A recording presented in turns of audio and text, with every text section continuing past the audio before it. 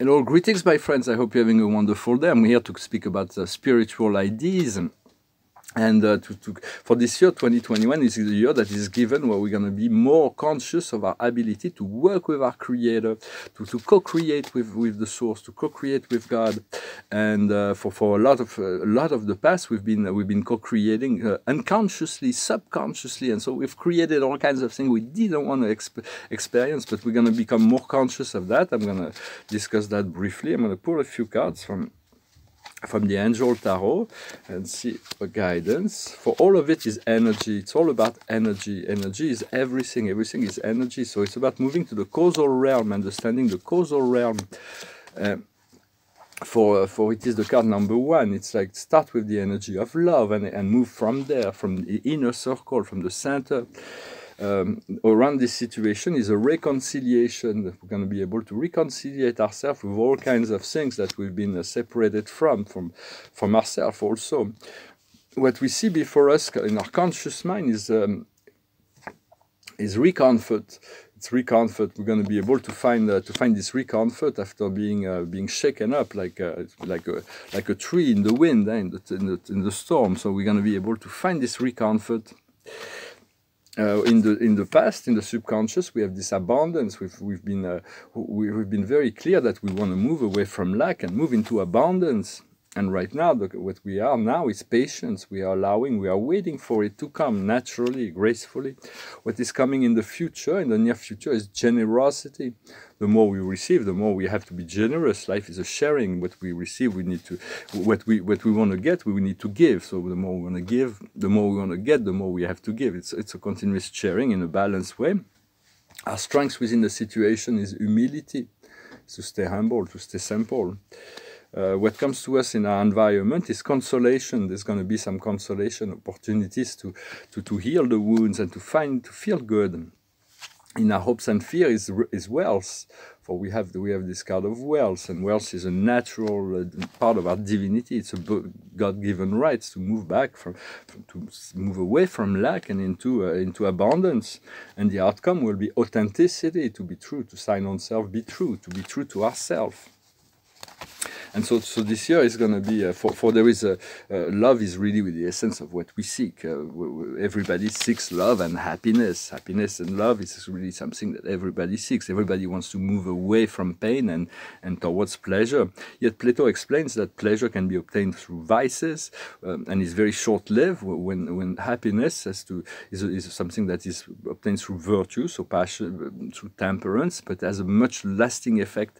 So we want to understand that, to adjust, to learn to adjust and adapt to each moment, to find that happiness, and also, so when we find this balance, we discover new meaning and new value within our life. The values are felt, the meanings are understood. It is so much easier to understand this process of inner transformation, when to go through this process of internal transformation, when there is certain understanding. So ask your question to the universe, ask your question to spirits. We all came here with dreams, and so we can set some goals. And to fuel the dream, and to trust the universe can bring it to us. Because when we are it was the Lord Melchizedek that was explaining that. It's an exercise you want to repeat to yourself. This year it is very important. I am one with my Creator, and I co-create with my Creator. I am one with my Creator, and I co-create with my Creator. I am one with my Creator, and I co-create with my Creator. Because when you co-create with God, everything flows, and the outcomes is always more wonderful than anything we already thought previously. So what is the area of our life? We have to look into our life and see what is the area where everything flows naturally, and what is the area where there is blockages. Those are the things we need to heal and bring the trust back into the process, and regain this connection to God, so that it can flow, whether it is sentimental, it is professional, it is social, it is spiritual. For me, for instance, in my creative process, I have absolutely no resistance to be one with my Creator. When I paint my paintings, I'm completely, it flows completely, and the outcome is always more wonderful than my original intention. But now I want to bring that into all those aspects of my life where I still have resistance. But it is all a process. So I am one with my creator, and I co-create with my creator. It's because we want to reconnect to that, to those powers. Personally, I'm kind of romantic. I'm in love with love, and so when you're in love with love, you fell in love. It can happen. You fell in love, but the more it makes you vulnerable, because you can be you open yourself to rejection, you open yourself to deception, to disappointment, to all kinds of things. But it's still better to love than not to love, because it makes you stronger. It really help. It's very more powerful, and yet not to be sentimental, to be attached to outcome, to understand there is a greater plan at work, and so to be romantic, but not sentimental, not to be limited in the way we perceive love. We have to open up to more trust and understanding, and be more free in relationship to that. And so I wanted I'm going to discuss also an idea. Those are just point of view. They're just ideas. Yet I know that they may ring true at some point for a lot of people about the world, about the idea that what we seek we'll find in the infinitely small, not in the infinitely big. For there is all kinds of infinity: the infinity of space, the infinity of consciousness, the infinity of stupidity, the infinity. We're always infinite in some way or another, and God is infinite in reality, which is a true infinity. But this infinitely big is like we can escape our physical body. When we open the crown and move into the universe, we realize there is countless places to explore in the universe once we move into this astral body.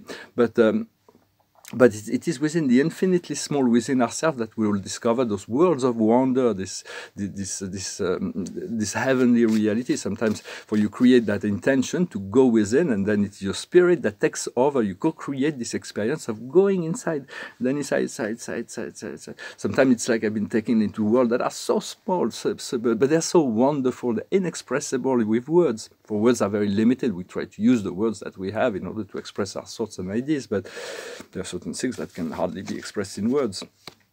So for 4 cards, you see a bit of a record. And if you want a private session, do not hesitate to send me an email. And as always, I thank you for your comments, your likes, your share, your subscriptions, and your donations. The highest wisdom is breathing. It's like returning to a natural, conscious flow of breathing the prana, breathing the light, breathing in light, and breathing out love.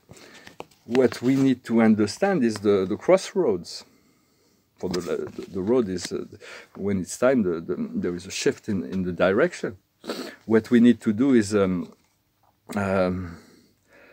happy random events to understand that we can be lucky. There are sometimes there is a synchronicity of energy, and it is time for something to happen, and then the outcome will be the yang. It is the inspired action. For the action, the action can be taken from the mind, once again, from the mind, and then it's got some limited result, or it can be taken from the co-creation with our creator. So it is important to work with that. For it is within the infinitely small that we can discover those magical, wonderful world of wonder inside of us. For everything is like more refined in those small worlds. And but we have to be egoless in order to go through the eye of the needle. In the tradition, they say that a rich man cannot enter the kingdom of heaven because his ego is too big to enter, to go through the eye of the needle. But so there are some people that are rich and humble, and there are some people that are poor and arrogant as well. So it doesn't have to do anything with wealth. Wealth is a natural state. Essentially, it comes from stupidity and greed.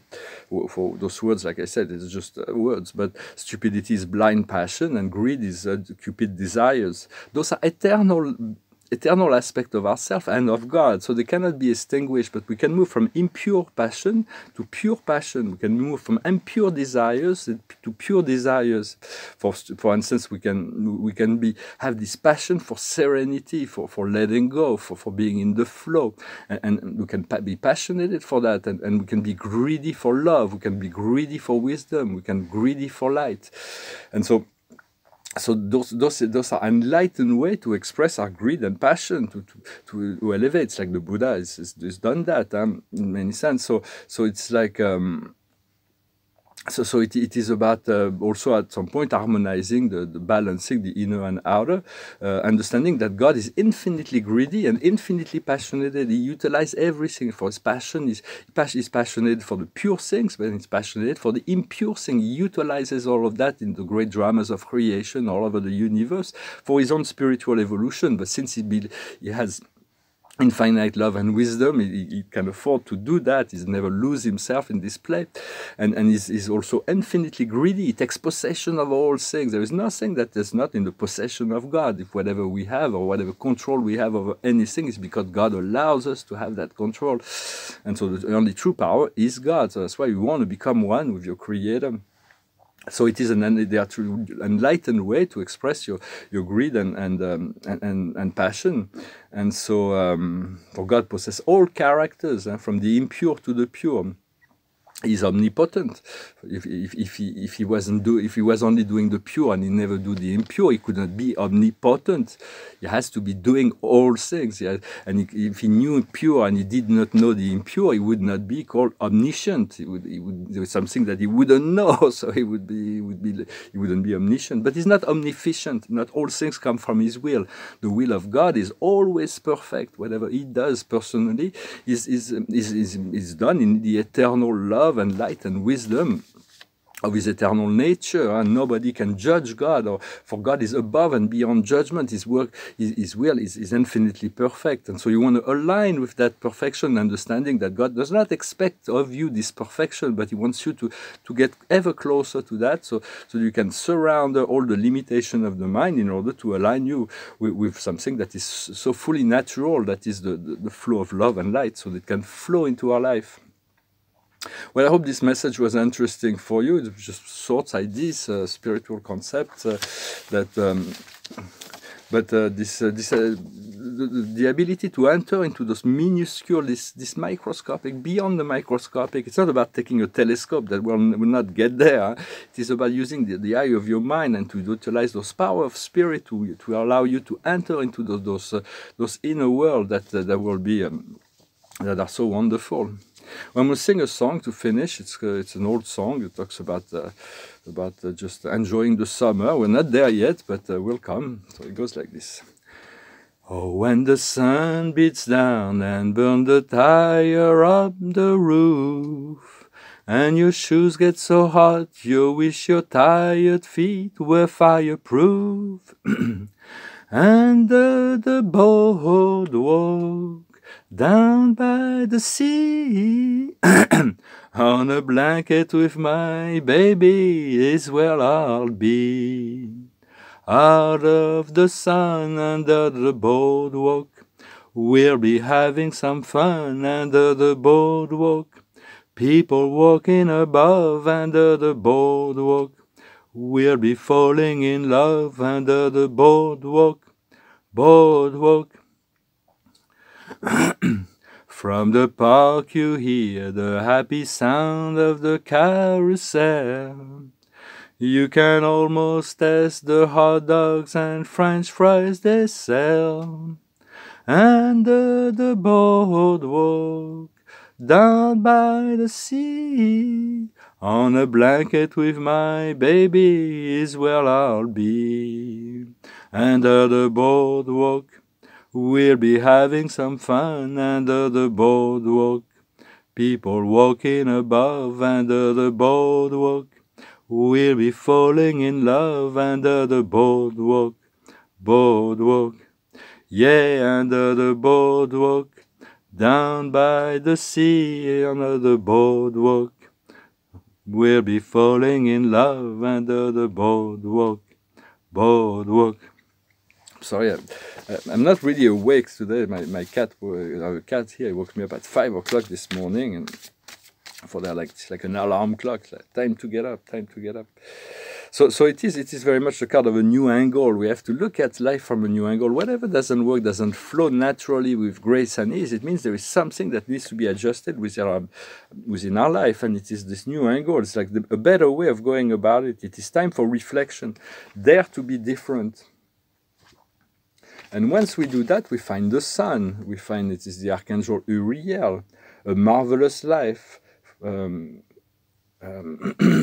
get get fulfilled through positive thoughts, ideas that leads to success. Huh? So all of that, as soon as we let go of those of this old way that doesn't really work, that doesn't bring us this total flow into our life, a total joy and happiness, we have to find those things and let go of the drama, let go of the resistance to, and repeat to yourself, I am one with my Creator and I co-create with my Creator. If you repeat that to yourself all day today, by tomorrow you'll be far more in alignment. I'm not asking that, but continue to use this mantra. Huh? I am one with my Creator and I co-create with my Creator. Well, I wish you a wonderful day. Thank you very much, and I'll talk to you later. Namaste.